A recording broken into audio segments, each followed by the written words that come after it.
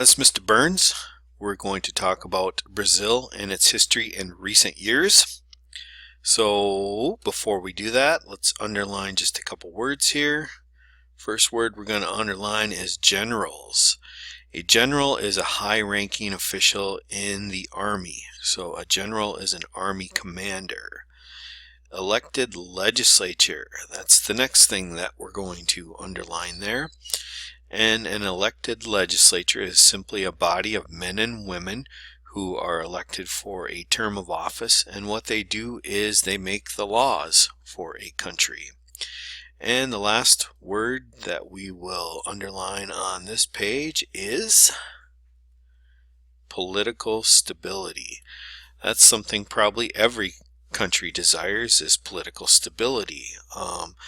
If you have political stability, business is happy and people are happy. Alright, so let's go over the information on this slide here. We have a picture on the screen. I'll kind of try to zoom in on it just a little bit. Alright, from 1964 until 1985, Brazil was ruled by its military. So let me put that back there. And the reason the military took over is they saw a lot of political instability with changes happening between elected presidents. Elected presidents are overthrown and replaced by dictators, and that is kind of a discouragement to foreign business. So in 1964 the military took over, and times were stable in Brazil. The people didn't have as much freedom though. And by 1985, the generals felt that there was enough stability in the country that they could return to an elected presidency to go along with the legislature that they allowed. So I'm going to go on to the next slide here.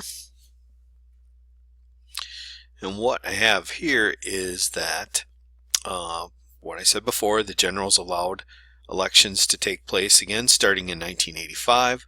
And so since that time, presidents have exercised executive authority in Brazil, and there have been elections.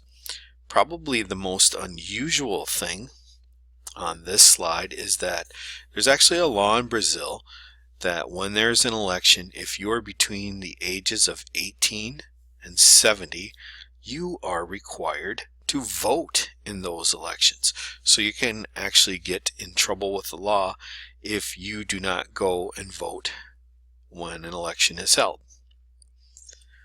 Alright, so let's continue. Something that Brazil has had that the United States has not had is a woman serving as president. So in 2010, Brazil elected a female president.